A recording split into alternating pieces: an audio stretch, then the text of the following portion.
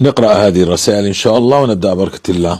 في معنا رسائل يعني قصص للمتابعين مكتوبي، نقرأ إن شاء الله على مسامعكم ونستمر على بركة الله. بسم الله والصلاة والسلام على رسول الله. اللهم صل وسلم وبارك على سيدنا محمد سيد الخلق المرسلين. السلام عليكم ورحمة الله وبركاته.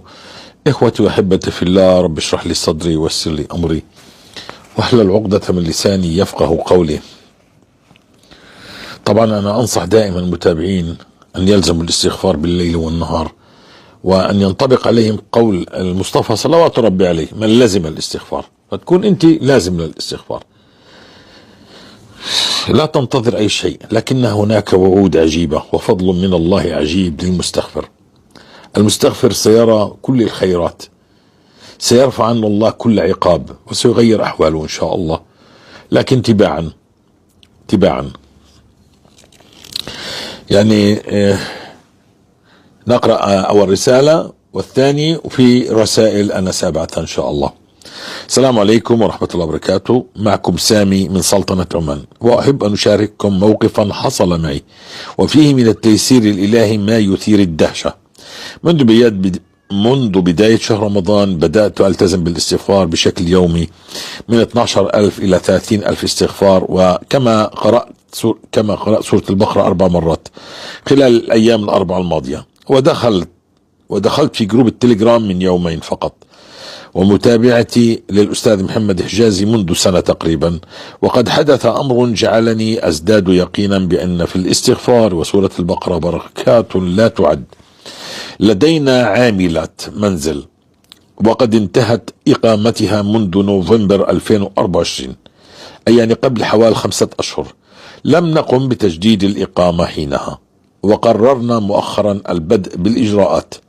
ذهبت قبل يومين فقط إلى أحد مكاتب التخليص المعاملات للاستفسار عن المتطلبات والرسوم، فأخبرني الموظف إن هناك غرامة تأخير مقدارها 40 ريالا عمانيا على كل شهر تأخير، أي ما يعادل حوالي $100، مما يعني أننا مطالبون بدفع نحو $500 إجماليا.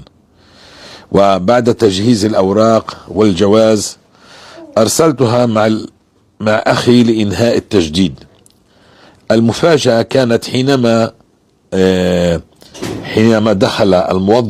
عندما أدخل الموظف البيانات في النظام، ليفاجأ بأنه لا توجد أي غرامات مسجلة. على الإقامة.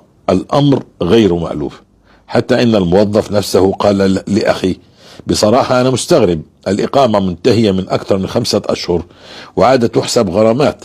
حتى في بعض الأحيان الوزارة تساوي خصومات، بس أن تكون صفر يعني علامة استفهام كبيرة. فسبحان الله العظيم، كيف يسر الله لنا هذا الأمر وكان الغرامات لم تكن. أردت فقط أن أشارككم هذه القصة علها تكون دافعا لمن يبحث عن التيسير أن يقبل على الاستغفار وتلاوة القرآن، فوالله فيهما من الخير والفرج ما لا يخطر على بال. نعم، الحمد لله رب العالمين. هنا في كمان رسالة أخ يعني كانت على التعليقات، نقرأها كما نزلها. طبعا احنا لا نزكي أنفسنا، لكن نقرأ ماذا يظن بنا الآخرون. فاللهم لا تؤاخذنا بما يقولون واغفر لنا ما لا يعلمون. أنا أستغفر منذ 2 على طريقة العم حجازي، يعني متابع معنا صار له 2 من مجددين هذا الدين. يعني أنا أستغفر منذ 2 على طريقة العم محمد حجازي من مجددين هذا الدين، يعني حط بين قوسين ب30,000 استغفار.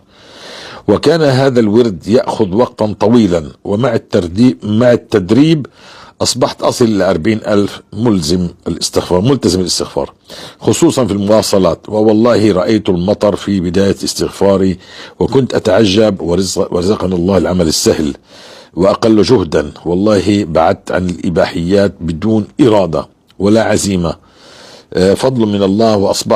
وأصبحت الأغاني لا مكان لها في حياتي، ورزقنا الله رزقا وفيرا. يا إخواني، الاستغفار محطات وبشائر، فكل فترة من الاستغفار لها بشائر ومناماتها فكن ماكنة استغفار.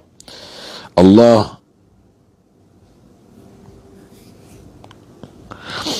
كنت ماكنة استغفار لله إلى أن يذوب قلبك في حب الله، ولا تستحضر ذنبا أبدا، ولا تستحضر ذنبا أبدا.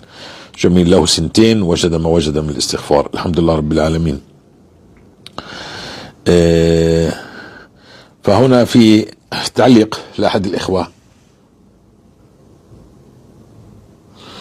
يعني بقولنا أنا بستغفر 1000 استغفار في الساعة. ازاي 30,000 استغفار في اليوم؟ انتوا بتعجزونا ليه؟ طب ما فيش نوم، اكل، شغل، صلاة، نعمل الاعداد دي ازاي؟ وانت بتتكلم 600,000 كلمة في الساعة باليوم. جعلها كن رجل كما قال الله جل في علاه، رجال لا تلهيهم تجارة ولا بيع عن ذكر الله. فأنت لما تذكر الله كثيرا ستكون إن شاء الله من الرجال واللازم من لازم الاستغفار. فهي كلها كلمة ترددها استغفر الله استغفر الله، تشغلك وتشغل، يعني تسحب الأفكار منك. خلاص أنت مشغول في ذكر الله في الاستغفار، وسترى عجبا من فضل الله. لكن مع الممارسة سيتغير حالك. احنا من عجزكاش أخي الكريم. في هناك ناس تستغفر 10,000، هناك 20,000، هناك 30,000، هناك 100,000، والحمد لله رب العالمين. والله بيقول والذين جاهدوا فينا لنهدينهم سبلنا. بدي أعرج إلى كلام درس نزلته قبل يومين، الكلام بالظن ضيع الأمة، إلزموا الاستغفار ففيه حل لكل مشاكلكم. هذا الدرس كان على اليوتيوب، يعني كامل، مدته كاملة أظن ساعة كاملة. وعلى الفيسبوك جزأته جزئين لأنه 35 دقيقة. الشاهد هنا بيبعت لي أحد الإخوة إنه في الدقيقة من 25 لل 35 الصوت ما في صوت، توقف. فتفقدت الكلام. على ماذا كنت أتكلم أنا في هذا؟ من الفيسبوك، من خلال الفيسبوك، ونزلت، بعثت لكم إياته على المنتدى، بعثت لكم إياته على الجروبات.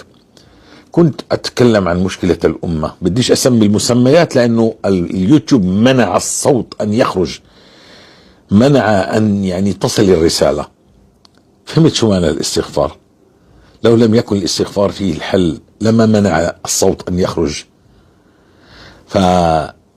فنتكلم الآن في كثير من المشايخ نرى لهم غيرة على الدين وهكذا، وواحد بيستعجل المهدي والثاني يستعجل أحداث 2022. بتعرفوا الشيخ بسام، بدناش نكمل الاسم، والشيخ إياد، نزلنا كم من مرة عنه. كل واحد يعني يأخذ من باب. وأنا أقول لكم اختصروا الكلام، الزموا الاستغفار ففيه التغيير، وما كان الله معذبهم يستغفرون. كل اشي بيواجهك في هذه الدنيا من ضيق، من هم، حتى هناك بعض الناس يعني تكثر عليها الأسئلة. طيب كم وماذا ولمتى وإلى متى وهكذا. كل هذا من باب العذاب. كل هذه الأسئلة عدم الاستقرار، ما في راحة نفسية، ما في هدوء نفسي، ما في سكينة، ما في هذا كله من باب العذاب. لما أنت تكثر من الاستغفار كله يرفع يرفع يرفع يرفع، هذه الأسئلة تنتهي، الله بيعطيك الجواب. أغلب الأسئلة كلياتها أسئلة من الشيطان، وكانوا يدخلك من 1000 باب. شو الحل لكل ما أنا فيه؟ إلزم الاستغفار، وما تقول لي شهر أو شهرين. شفت هذا الأخ صار له 2 سنين عرف ما معنى الاستغفار. لما أنا بديت أصلي مش أساس إن الله، يعني أنا عرفت إني أنا تحت العقاب فتركت، بدأت أصلي مش على أساس إن الله يغنيني، ما كنت أتفقد، لكن عشان الله يرفع عني العقاب.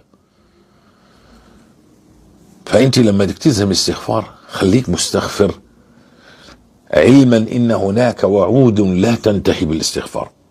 فلا تستعجل الثمار، لربما الله يهيئ لك أمر عظيم كبير. خليك مستغفر، لازم الاستغفار، مستسلم لأمر الله، مستسلم. مش يعني أنا أستغفر لي شهرين ولم أمطر ولم يأتي شيء ولا شيء. جماعة أنا بعرف يقينا. شوف هذا التعليق، بس هذا التعليق، لحظة.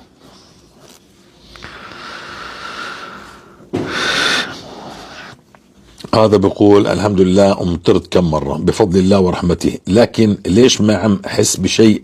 مع العلم أستغفر من شهر، بس الحمد لله أنا عندي تدخين وغيبة. أسأل الله أن يغفر لي ويرزقني. أخوكم من الجزائر، ادعوا لي بالفرج والرزق، الله يفتح عليكم.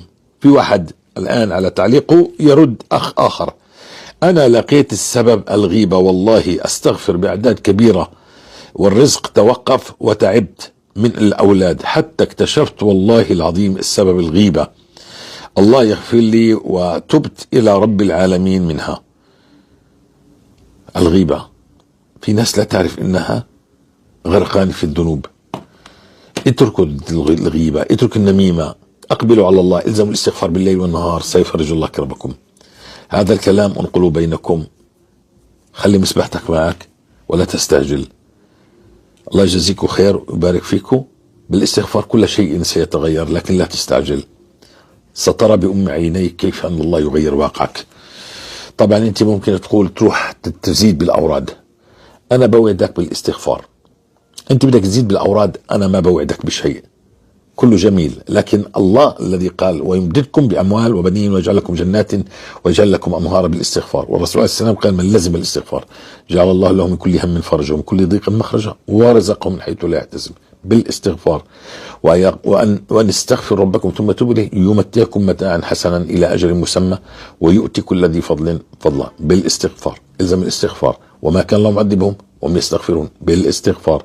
كل شيء بالاستغفار جميل، كل شيء يتغير، كل شيء سينقلب إلى حياة طيبة كريمة فيها ثقة في الله، ثقة في دين الله، تعرف إنك على خير، سيغير الله أحوالك وأحوال من حولك بإذن الله تعالى. ففقط أكثر، اتركوا الذنوب ولا تستعجل. حياكم الله وبياكم، إن شاء الله ننزل درس آخر. السلام عليكم ورحمة الله وبركاته.